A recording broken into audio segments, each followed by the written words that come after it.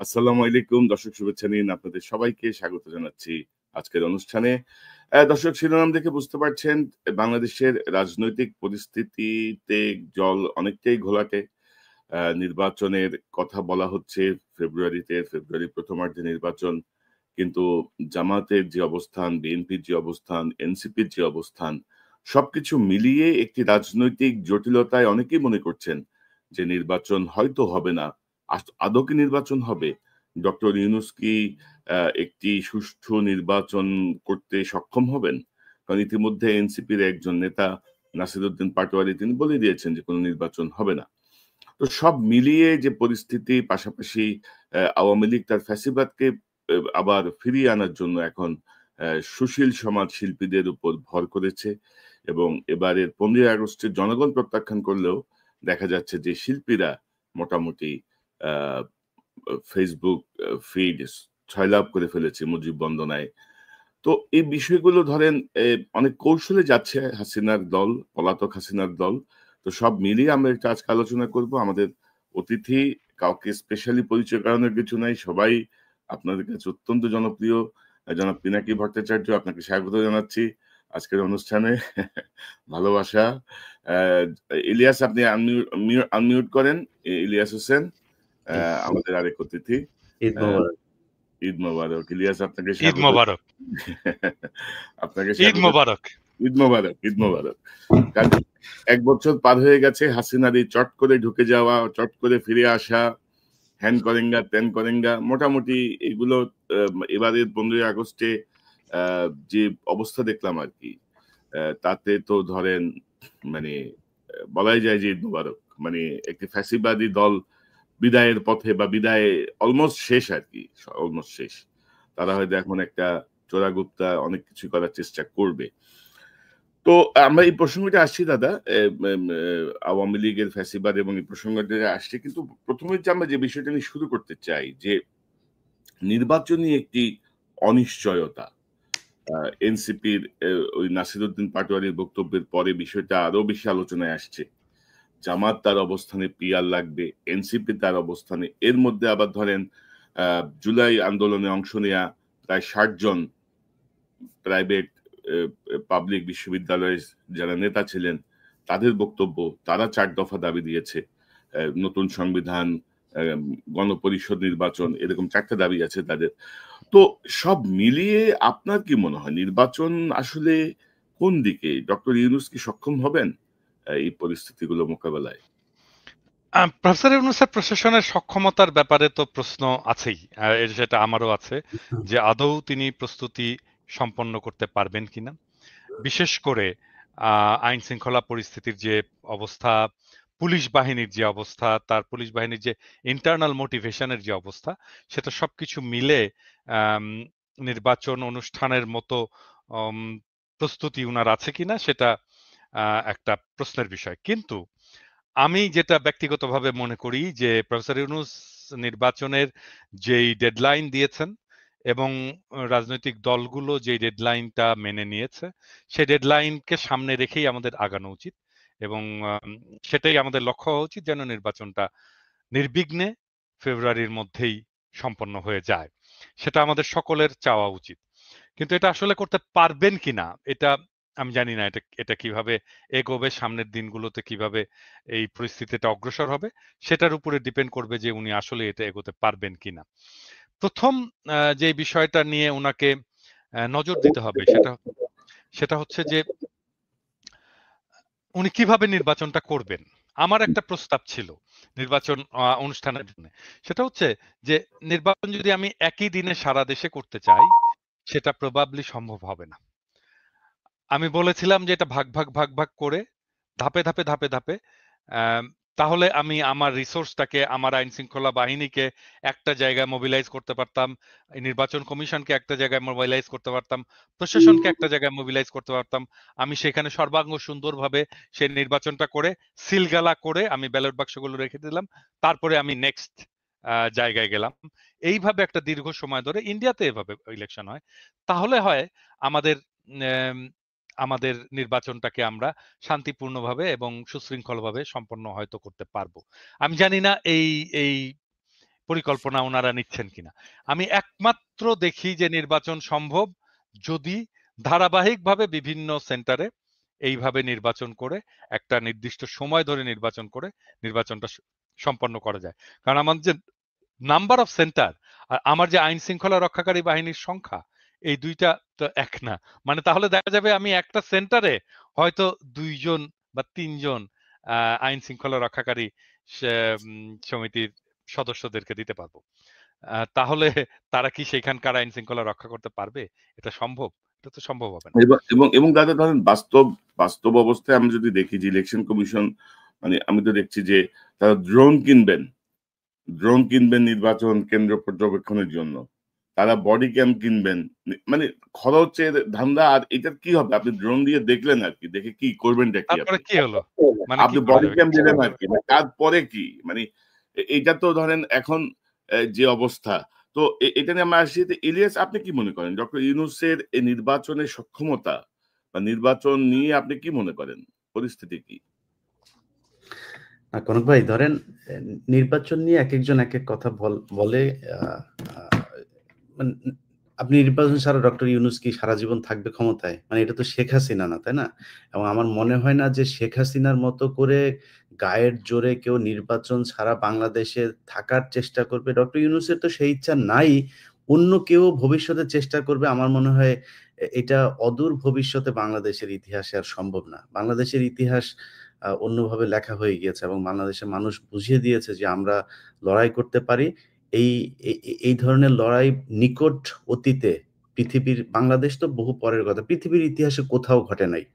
একজন মানুষকে, আমি নিজে আমার কথা বলি, আমার বন্ধু হোক, আমার ভাই হোক, আর যেই হোক, আমার সামনে তার বুকে গুলি করছে আর আমি তাকে ধরে তারপরে নিয়ে আসবো, এই সাহস বোধহয় আমার হবে কিনা আমি জানি না।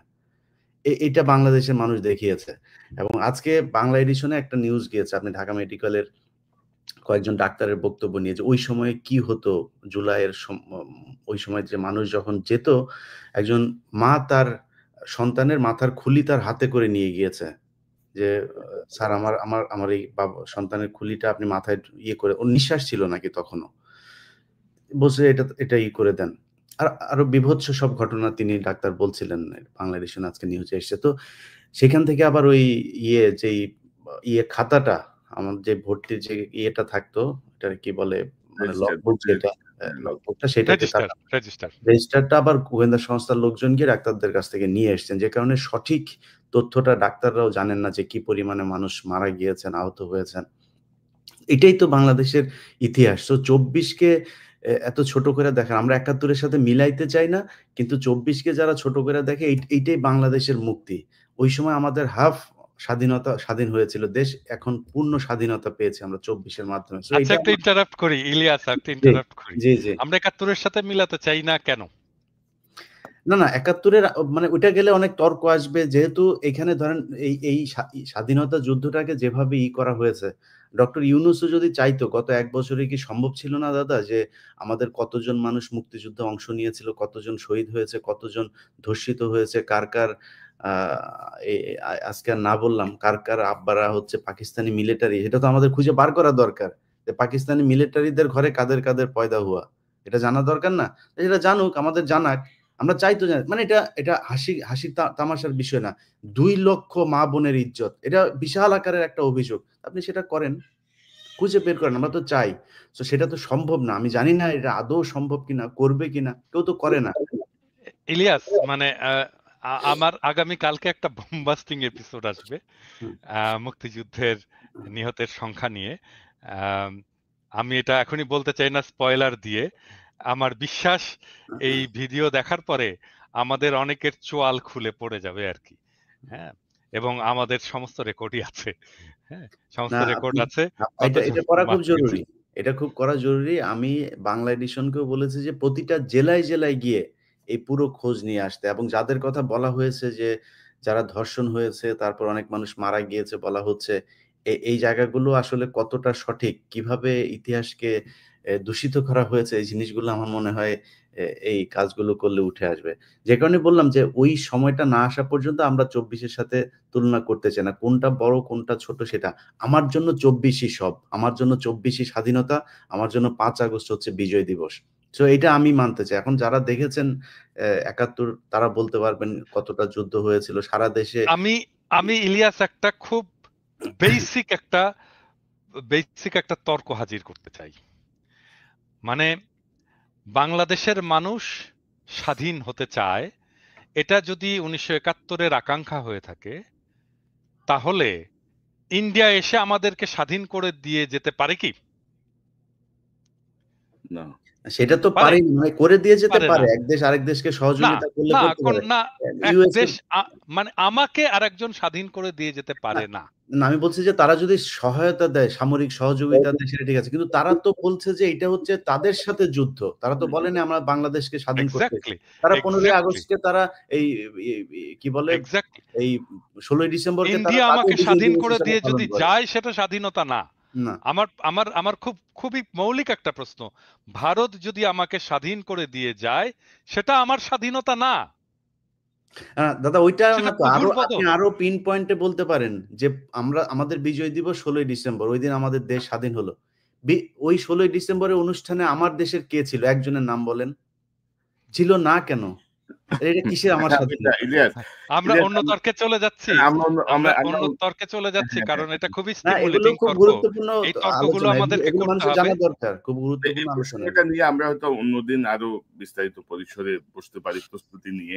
তো আমার মনে হয় যে আমরা আজকের না, করতে হবে এটা। কনক, এটা করতে হবে। এটা আমি আমরা এটা করবো। করতে চাই। আমরা হ্যাঁ। করতে চাই। এটাকে খুব সহজে যেভাবে সামারাইজ করা যাইতে পারে সেটা হচ্ছে যে ধরেন আমি মনে করি অনেক মানুষের এটা নিয়ে, আমি নিজে আমার সত্যি কথা বলি, আমি যতদিন পর্যন্ত ধরেন ইভেন 2012 সাল পর্যন্ত এই গণজাগরণ মঞ্চের পর থেকে অনেক কিছু দেখছি, বুঝছি।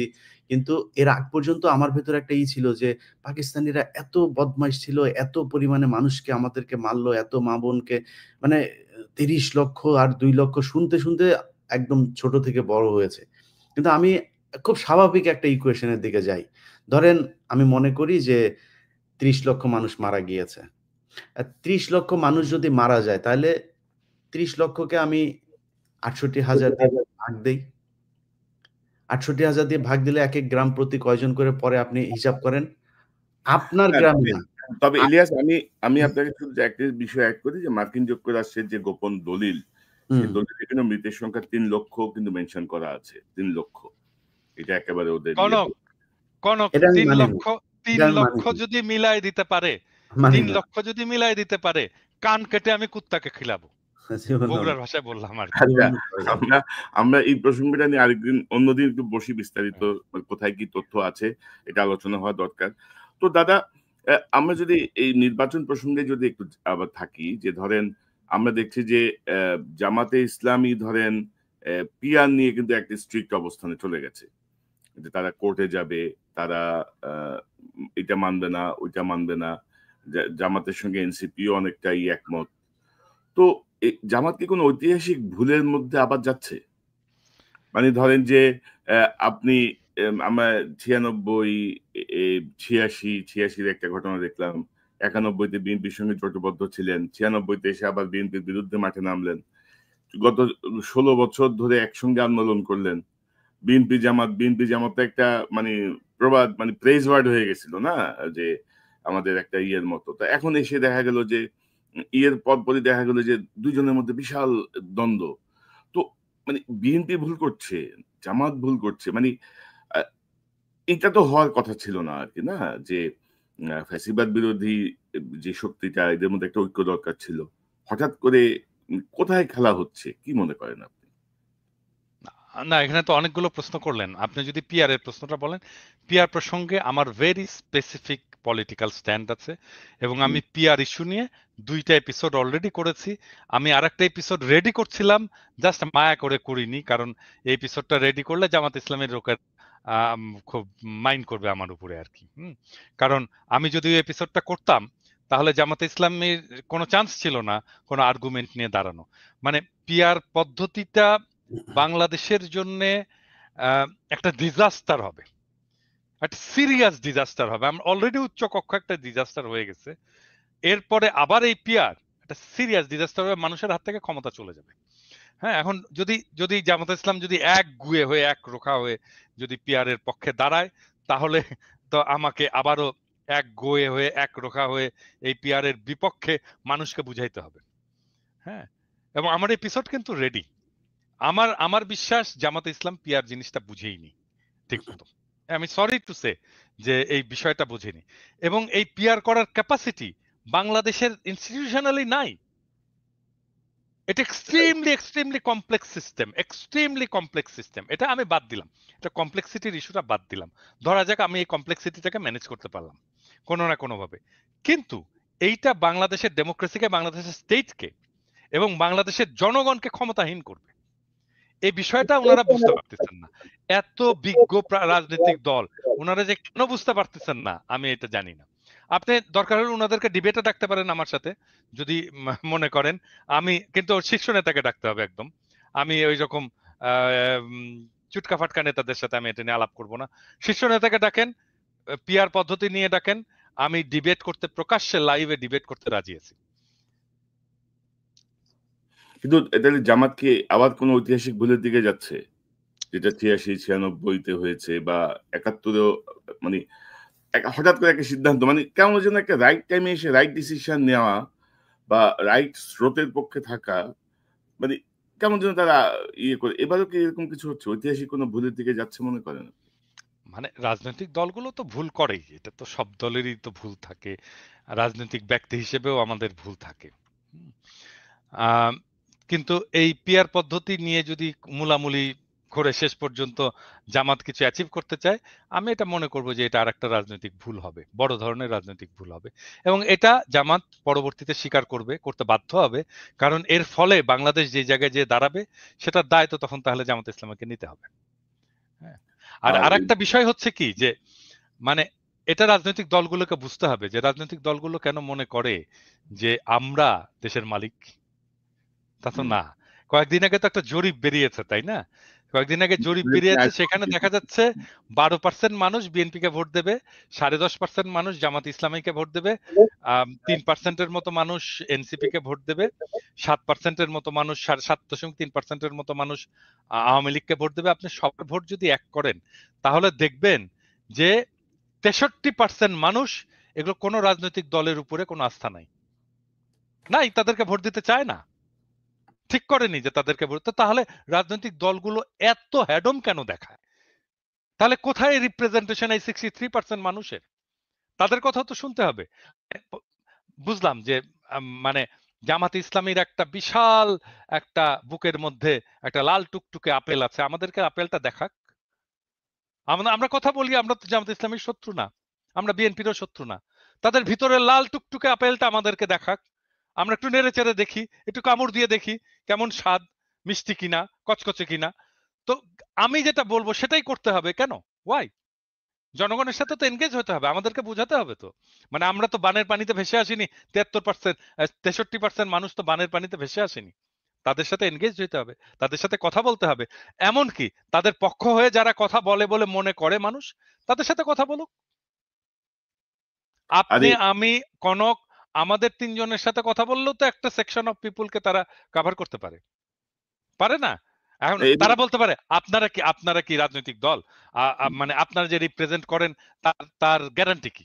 মানে আমরা যদি জনগণের কণ্ঠস্বর নাই হইতাম, আমাদের পাছায় লাঠি দিয়ে পাবলিক চলে যেত, পরের দিন চলে যেত। ওটা এমনিতেই দেখা যায়, আমাদের ভিডিওর ভিউয়ে দেখা যায়, আমাদের সাবস্ক্রিপশনে দেখা যায়, আমার ফেসবুকের লেখায় দেখা যায়। পাবলিক এমনি দেখাই দিত যে আমরা এদেরকে চাই না, এদেরকে পছন্দ করি না, আমরা এদের সাথে নাই। কারোর মনে না হলে এটা সরাসরি বলুক, তারপরে দেখা যাবে না। হ্যাঁ, সেটাই না। এখানে ধরেন এই জরিপটা কিন্তু আরেকটা জিনিস ইন্ডিকেট করছে যে একটা সময় ছিল না যে এবার ধানের শীষের জোয়ার, এবার দাঁড়িপাল্লার জোয়ার, এবার নৌকার জোয়ার, অর্থাৎ মার্কা থেকে মানুষের মন সরে গেছে কিন্তু নট মার্কা একদম পুরোপুরি। এটা কিন্তু তো মানে আমার মনে হয় যে রাজনৈতিক দলগুলোরও চিন্তা করার বিষয় আছে। কিন্তু এই মুহূর্তে ধরেন বিএনপি, জামাত, এনসিপি এই যে এতদিন ঐক্যবদ্ধ থেকে হঠাৎ করে তারা কেন এত বিভাজিত হয়ে পড়লো, এটাও কিন্তু একটা মানে প্রশ্ন জনগণের কাছে। ইলিয়াস, আপনি কি মনে করেন এই যে জামাত কি কোনো ঐতিহাসিক ভুল করতেছে আবারও, বা এই যে বিভাজনটা? দাদা তো ওই অ্যাঙ্গেলে কথা বললোই, আমি ওইটাতে আর না যাই, আমি একটু ঐক্যের কথা। এখন জামাত ইসলাম তো হুজুরদেরই দল, জামাত ইসলাম, তারপরে এইদিকে অন্য ইসলামী দলও তার সাথে আছে। এনসিপি। আর বাংলাদেশের মানুষ এমনিতেই ৫০০ মানুষ এক জায়গায় হইলে ১৫০ মানুষের মাথায় টুপি থাকে। তো এটা দেখে বিএনপির বিরুদ্ধে যখন সামনে ক্ষমতায় আসার পরে আন্দোলন হইতো, বিদেশিরা কি দেখতো যে হুজুরদের বিরুদ্ধে। আর হরতাল, মিটিং, মিছিল এইসব হলে মারামারি হইতো, পুলিশও একটু মারতো। আ ইয়েরা দেখতো যে ওকে ঠিক আছে, বিএনপি ইসলামী দলের বিরুদ্ধে অবস্থান নিয়েছে। সো ওই ট্যাবলেট আর বিক্রি করা যেত না যে একমাত্র আওয়ামী লীগই হচ্ছে গিয়ে ইসলাম বিরোধী দল, বা এরা ইসলামের যারা কথা বলে তাদেরকে পেটায়। এই ন্যারেটিভ আর বাংলাদেশের কেউ তৈরি করতে পারতো না, বিদেশিদের কথা বলছি। সো সেই পয়েন্ট থেকে বিএনপি একটা শক্তিশালী বিরোধী দল পেয়েছিল, এবং সেই দল দিয়ে আমার মনে হয় তারা একটা নির্বাচন করতে পারতো। না, যদি ভালো না করতো ৫ বছর পরে তারা বিরোধী দলে আসতো, সমস্যা কি? বিরোধী দলে তো এই দেশে অনেকেই ছিল, কোনো সমস্যা হয়নি তো। যখন ফ্যাসিজম এই দেশে মাথাচাড়া দিয়ে উঠলো, তখন হচ্ছে গিয়ে মানুষকে গুম হইতে হয়, খুন হইতে হয়, মানুষ কথা বলতে পারে না, আ ঘর থেকে ঘরে ঘুমাইতে পারে না। যেগুলো হয়েছে আমরা দেখেছি। এখন সেই জায়গার চাইতে আমার মনে হয় ভালো জায়গায় আছে। আমি যদি কাউকে জিজ্ঞেস করি, আপনারা ২ জন আমার সাথে আছেন। আ কনক ভাই কালকে ফোন দিলাম। কনক ভাই বলছিল, "ইলিয়াস, খুব খারাপ অবস্থা। এই গত মাসে খুব টেনে-টুনে ঘর ভাড়া দিয়েছে।" এ আমাদের এখনো ক্রাইসিস আছে। আমরা অনেক সমস্যার ভেতরে আছি। আমি আমার ২ ছেলেকে নিয়ে কালকে বাজারে গিয়েছি। মানে টার্গেটে গিয়েছি। যাওয়ার পরে আমার বড় ছেলে আমাকে জিজ্ঞেস করছে যে, সে একটা খেলনা কিনেছে। খেলনা কিনার পরে তো আমার এই আপনার ওর যেই দামের জিনিসটা কিনেছে, ওর মাথায় কি কাজ করেছে আমি জানি না। যখন ক্যাশে এসছি, তখন ও বলতেছে যে, "আব্বু, আ এই এই" ও না, আমার পকেট থেকে কিছু টাকা বের করেছে। তো আমার পকেটে প্রায় ৭-৮ টা $১০০ এর নোট। ও তখন বলল যে, "আব্বু, তোমার কাছে কত টাকা আছে?" ঠিক আছে? আমি বললাম যে, "এই যে 700 এর।" আমি বললাম, "কত ডলার দরকার তোমার? সব আছে। তুমি যেটা চাবা সেটা।" তাহলে আমি আবার দিব। আবার গিয়ে সে কিনে এসে। মানে হয়তো দেখেছে যে এই যে ক্রাইসিস যায় এগুলো নিজের চোখের সামনে দেখেছে, ওর মাথায় এটা কাজ করেছে। তো আমরা তো এখনো সমস্যার ভেতরে আছি। তারপরেও যদি জিজ্ঞেস করি, পিনাকিদার শরীর অসুস্থ, উনি বেড রেস্টে আছেন, হসপিটালে ছিলেন। এর মাঝখানেও যদি জিজ্ঞেস করি যে, "দাদা, আমরা এখন কেমন আছি?" আমার মনে হয় ৫ তারিখের চাইতে ১,০০০ গুণ ভালো আছি।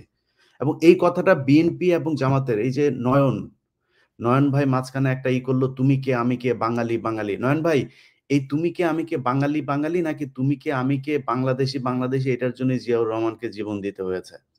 এটার জন্যই আপনাদের এই গত ১৫ বছর জেলখানায় ছিলেন। সো আপনি যদি বাঙালি হয়ে যান, মুসলমান না হইতে পারেন, তাহলে তো আপনি এই আন্দোলন যেটা করলেন এটা করার কোনো দরকার ছিল না। আপনি তো ভালো থাকতে পারতেন। আগেই আওয়ামী লীগে যোগ দিতেন। বাঙালি হইলে তো সমস্যা। না বাঙালি হওয়া ওটাই মানে তো এখন আমরা ভারতীয়। তো ইলিয়াস বিষয়টা হচ্ছে ওইটাই যে ধরো হাসিনা মুক্ত বাংলাদেশ, এটার থেকে বড় শান্তি আর বড় অর্জন আর কিছু হতে পারে না। এরকম একটা রাইট। ফ্যাসিবাদ যে সরবে, বিএনপি হাসিনা পালাইছে, এটা বিএনপি নেতাদের বুঝতেই আপনার ১০-১৫ দিন সময় লেগে গেছে। হুম, যে হুম। আদৌ গেছে কিনা, আদৌ সম্ভব কিনা এটা।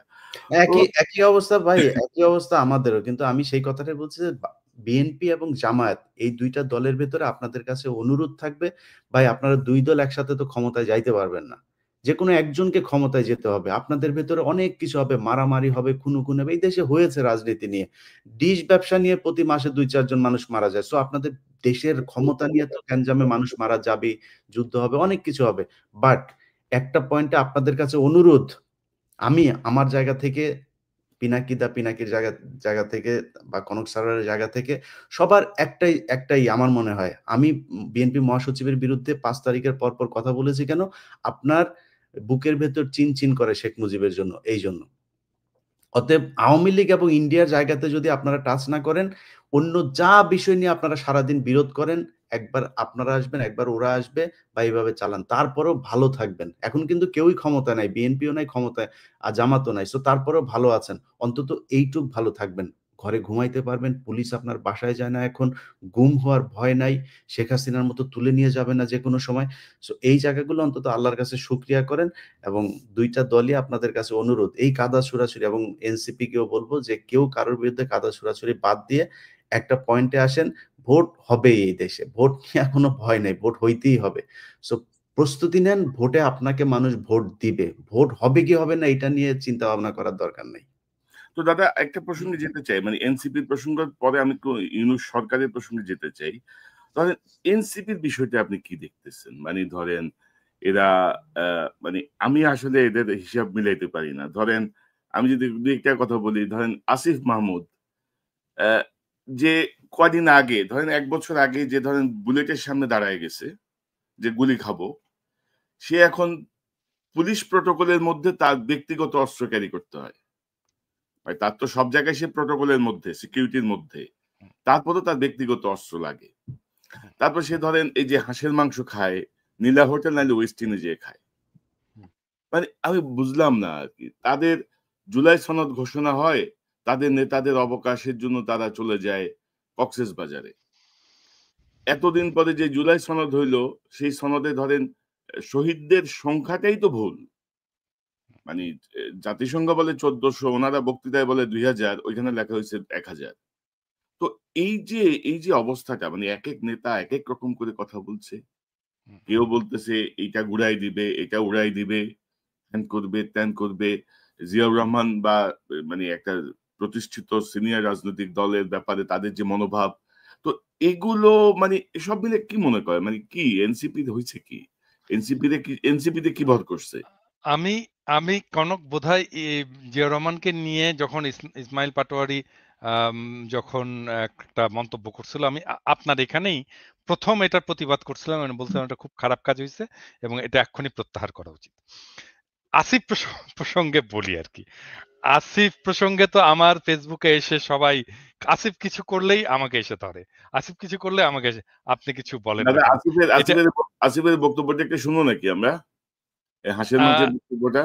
না আমি শুনছি, আপনি দর্শকদের জন্য ভাই দেখাইতে এটা নিয়ে শুনেছেন। আলোচনা, আমার মনে হয় মানে আচ্ছা, খাওয়া বলেন। দাওয়া নিয়ে এটা নিয়ে আলোচনা করছে, এটা আমি এত আচ্ছা, সিরিয়াস কিছু মনে থাক। করি না। ও আমি খাওয়া দাওয়া করছে ভাই, আসিফ না কি না এখন, না, মেটার আপনি কি হচ্ছে এখন মনে করেন যে আসিফ এখন গুলিস্তানে যায় খাবে? না, বলেন। মেটার হচ্ছে নীলা হোটেল এবং ওয়েস্টিন আর কি, এটার আচ্ছা মধ্যে। আচ্ছা, আমি একটু বলি, মানে এটা আমার দর্শকদের, এটা ইলিয়াস জানে আর কি, মানে বিষয়টা ইলিয়াস খুব পুরোপুরি জানে ঘটনাটা, যে আসিফের সাথে আমার কি সম্পর্ক এবং আসিফকে আমি কি চোখে দেখি। মানে আসিফ যখন প্যারিসে আসলো আর কি, ওকে যখন আমি প্রথম দেখলাম, ও ছিল প্রথম মানুষ যে এই বিপ্লবী ছাত্রদের একজন প্রতিনিধি। হ্যাঁ, ও যখন আমার সামনে আসলো, আমি এটা বিশ্বাস করতে পারিনি যে আমি আসিফকে দেখতেছি। আমি ওকে জড়ায় ধরলাম এবং জড়ায় ধরে কাঁদতে শুরু করলাম। হ্যাঁ, এবং কান্না, এবং আসিফও ঠায় দাঁড়ায় থাকলো। আমি জানি না আমি কতক্ষণ কাঁদছিলাম, বোধহয় 10-15 মিনিট কাঁদছিলাম। আসিফ ঠায় দাঁড়ায় থাকলো এবং আমার এই কান্নার এটা একটা ছবিও বোধহয় আছে, আমি আপনাকে দেবো, ইলিয়াস, কনক। তো আসিফ আমার কাছে হচ্ছে বিপ্লবের ফিজিক্যাল এমবডিমেন্ট, যে আমার কাছে আসছিল, যাকে আমি টাচ করতে পারছি, ছুঁইতে পারছি, ধরতে পারছি, ভালোবাসতে পারছি। তো একটা আমার সাথে, আপনারা জানেন যে আমি আমি খুবই ইমোশনাল মানুষ, এবং সেই অর্থে আসিফের সাথে আমার একটা খুব ব্যক্তিগত ইমোশনাল একটা সম্পর্ক আছে। হ্যাঁ, খুবই ব্যক্তিগত ইমোশনাল সম্পর্ক আছে, এবং ইলিয়াস জানে যে আসিফকে আমি কম বকাবকি করি না, প্রচন্ড বকাবকি করি। মানে এই ছাত্রদের মধ্যে 2 জন আমার বেশি বকাবকি খায়। প্রথম আসিফ, আর নাম্বার 2 হচ্ছে হাসনাত। এবং আমি কিন্তু চেষ্টা করি সবসময় যেন আসিফ কোনো ভুল না করে, কোনো মিস্টেক না করে, ওকে কাউন্সেল করা, ওকে শেখানো, ম্যানেজমেন্ট শেখানো। আমি এগুলো ছোটখাটো অনেক বিষয়ে তাকে সাজেশন দিই। ছোট ছেলে। এখন ধরেন যদি কেউ বলে যে মানে আপনি আশকারা দিয়ে দিয়ে আসিফকে এরকম করছেন, বলতে পারে, যদি বলে, হ্যাঁ, কিন্তু আমি আসিফের প্রতি ওই স্নেহ, ওই ভালোবাসা, ওইটাকে আমি সবসময় নার্চার করব। আমি আসিফের এই কথাটা বলাটা ঠিক হয়নি, এই যে আমি ওয়েস্টিনে যাই, এই কথাটা বলাটা ঠিক হয়নি, এবং আমি আমি কিন্তু সত্যি খুব রাগ করছি আসিফের উপরে এই কথাটা বলাতে।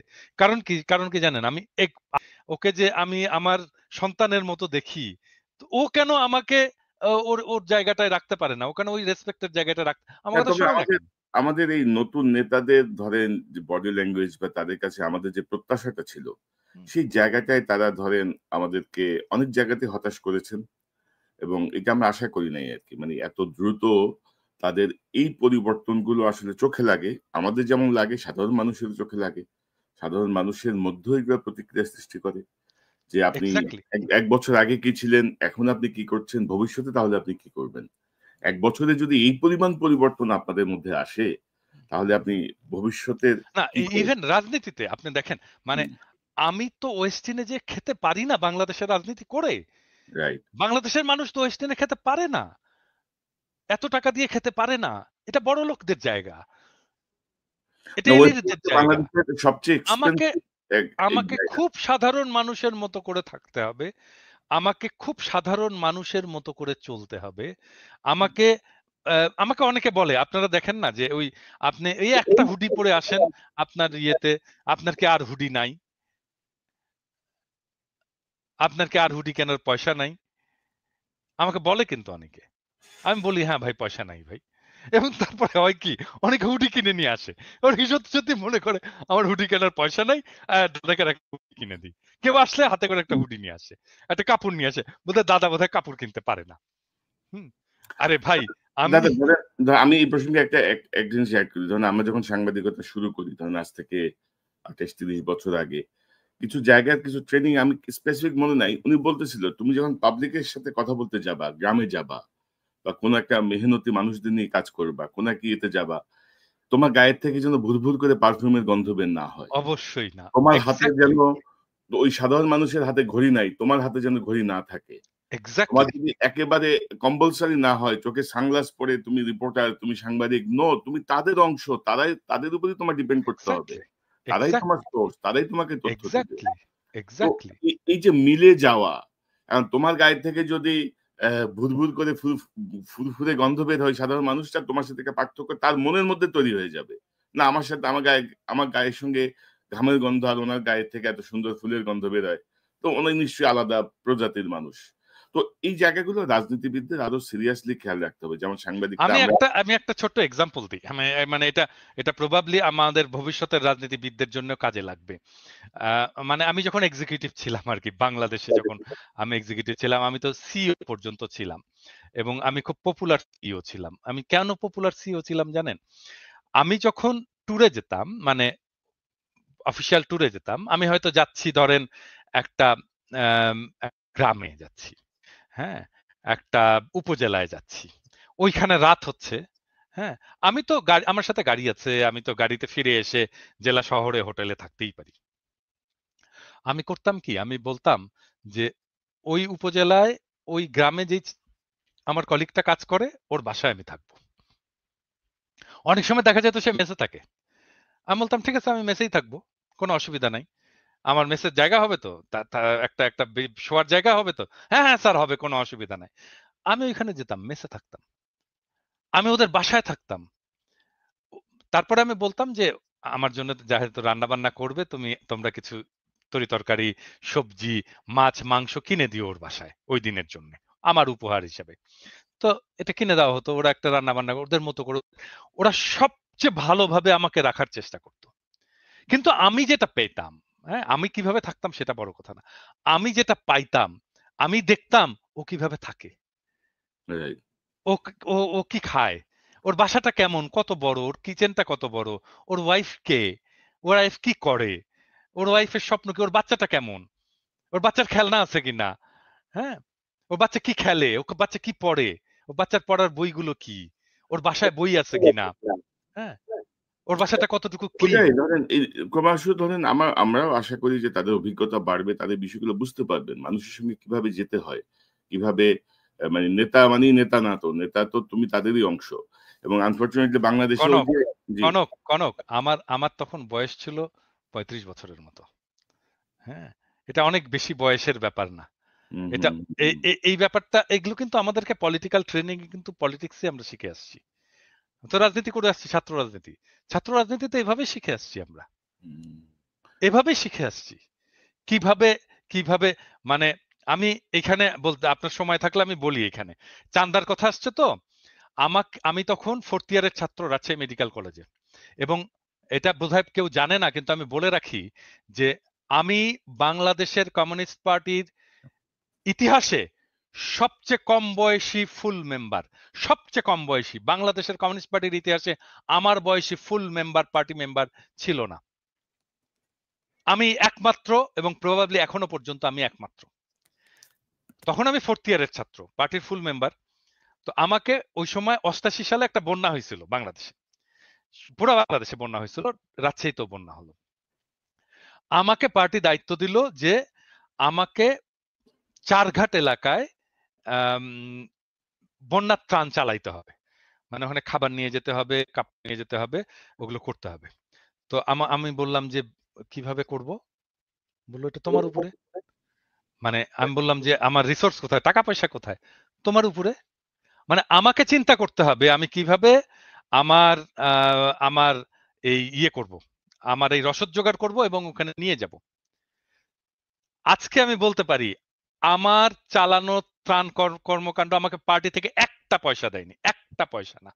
আমার চালানো ওই ত্রাণ কর্মকাণ্ড চারঘাটের মানুষ প্রবাবলি এখনো মনে করতে পারবে যে ওই মেডিকেল কলেজের একটা ছেলে এসে এখানে এসে ত্রাণের কাজ চালাই গেছে। কিভাবে করছি জানেন? আমি চিন্তা করলাম যে আমি করব কি, আমার কাছে কোনো টাকা পয়সা নাই, আমি করবোটা কি? তো চিন্তা করে বের করলাম যে আমি যে লোকালিটিতে থাকি মেডিকেল কলেজের আশেপাশে, ওইখানে বাসায় বাসায় গেলাম আর কি। যে বললাম যে ভাই আমি মেডিকেল কলেজের ছাত্র, চেনেন তো আমাকে, আমি চারঘাটে ত্রাণ করতে যাব, কালকে যাব। তো আপনি সকালবেলা যে রুটি বানান না, আপনি 2টা রুটি এক্সট্রা বানায়েন, আমি সকালবেলা আসবো, নিয়ে যাব রুটিটা। তো এরকম বলে আসলাম অনেকগুলো বাসায়। পরের দিন আমি ভাবছি আর কতগুলোই বা রুটি দেবে, 4-5টা বস্তা টস্তা নিয়ে ব্যাগ ট্যাগ নিয়ে আমরা গেছি করতে। তারপরে যেয়ে দেখি ওরে মা, কিসের 2টা রুটি, 20টা রুটি বানায় রাখছে একটা বাসা। হ্যাঁ, কেউ খিচুড়ি ভরে হাড়ি ভরে খিচুড়ি রান্না করে রাখছে।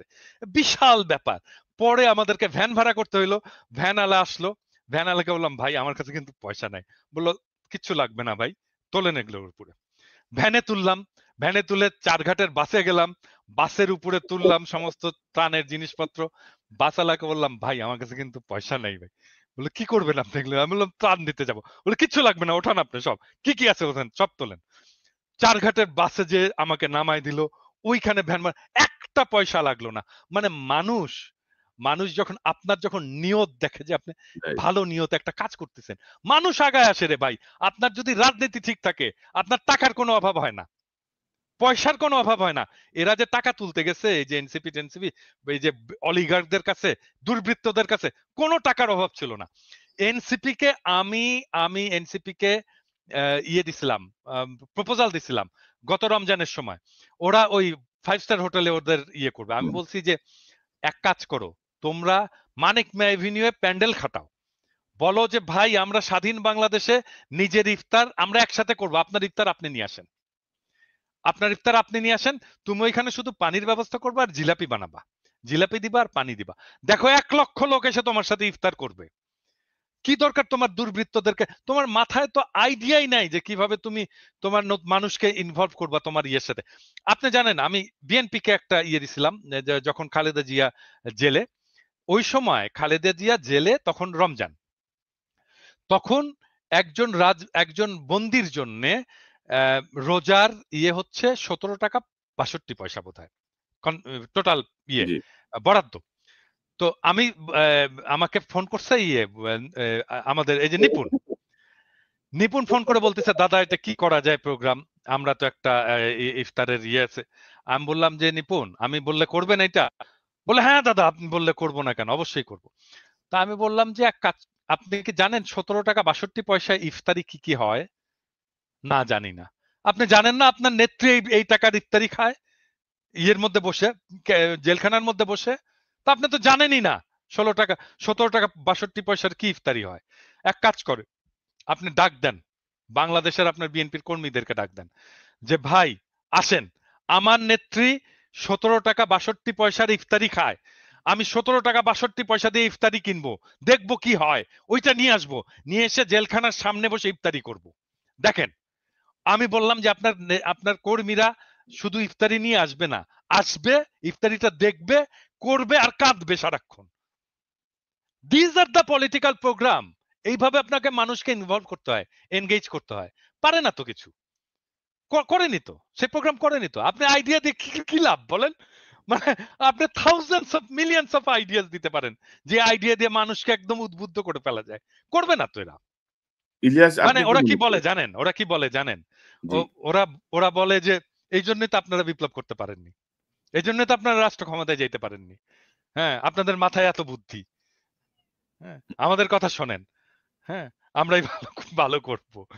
ইলিয়াস, আপনার পর্যবেক্ষণ কি? ধরেন এনসিপি নিয়ে আনমিউট করেন ইলিয়াস। এবং যে বিষয়গুলো আসছে, পাশাপাশি ধরেন আরেকটা বিষয় আমি আপনার সঙ্গে এড করি যে মিডিয়া মনে হচ্ছে যেন বিএনপি আর এনসিপির পিছনে লেগে আছে। শোনেন, আওয়ামী লীগ কিন্তু মোটামুটি মিডিয়ার মানে নাগালের বাইরে চলে গেছে। 5 তারিখের আগে করে তার ব্যাপারে অনেক ভালো জানতাম। দেখি যে সমস্যা। তো সবাইরে বলতে চাই না, বাট আমারে যদি পার্সেন্টেজ করতে বলেন 99% আমরা করাপ্টেড। আমি সহ আমারে নিয়েই বললাম।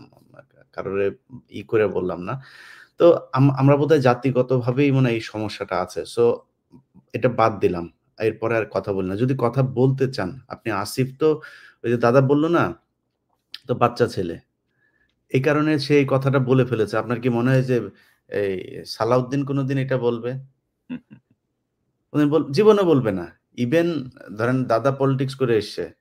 দাদার মুখ দিয়ে কোনদিন এই কথা বের হবে যে উনার জীবনের যদি কোনো খারাপ কোনো কিছু থাকে সেটা উনি বলবেন? এটা কৌশলে ওইভাবে উপস্থাপন করা হবে।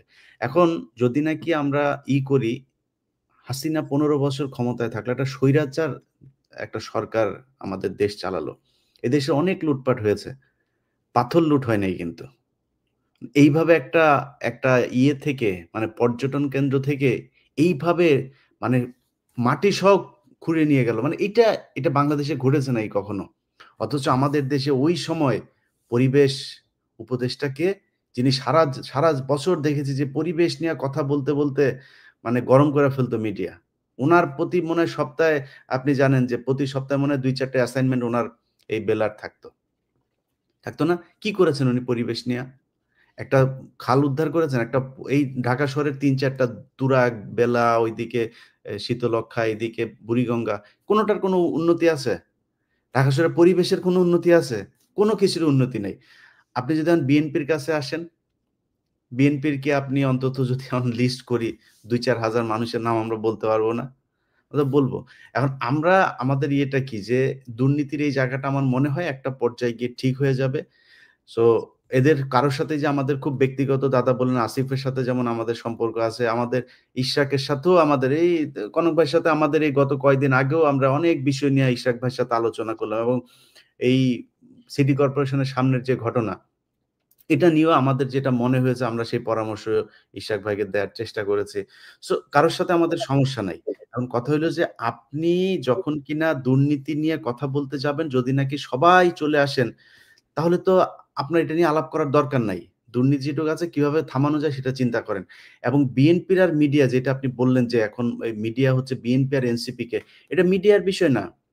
মিডিয়াতে তো এই হাসিনার সেই দোসররা আছেই। ডিজিএফআই নিজে অ্যাসাইনমেন্ট দিয়ে দেয়। ডিজিএফআই নিজেই ফুটেজ বের হয়, অডিও বের হয়, ভিডিও বের হয়। কোত্থেকে বের হয়? এটা কি সাধারণ মানুষ করতে পারে নাকি? এগুলি আমরা জানি না? তো ডিজিএফআই দেয়। ডিজিএফআই দিয়া বলে এই ঘটনা ঘটেছে, এবার এটা নিয়ে কাজ করো। সো এই জায়গাগুলো তো ঠিক করতে হবে। যেসব সুশীলরা আজকে 15ই আগস্ট নিয়ে করে, খুব মনে হয় যেন তারা ন্যায়ের পথে অটল আছেন। কিছু জায়গা নিয়ে তাদেরকে কেউই করতে পারবে না। তোরা কই ছিলি রে জুলাইতে?